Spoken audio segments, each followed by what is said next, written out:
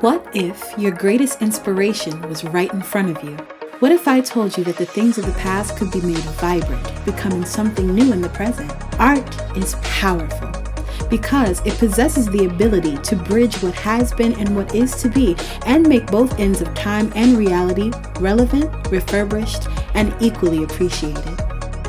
Having that aspect of public art is always like uplifts a neighborhood and is needed in neighborhood. The Art Walking Tour, presented by the Anacostia Trails Heritage Area, is a fun and vibrant opportunity to connect with your community through the arts.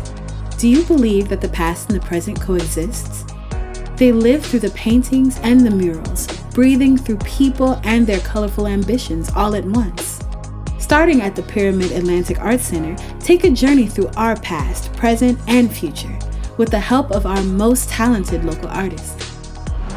You know, it's really kind of rewarding to be able to paint some of these murals and talk among people from the community.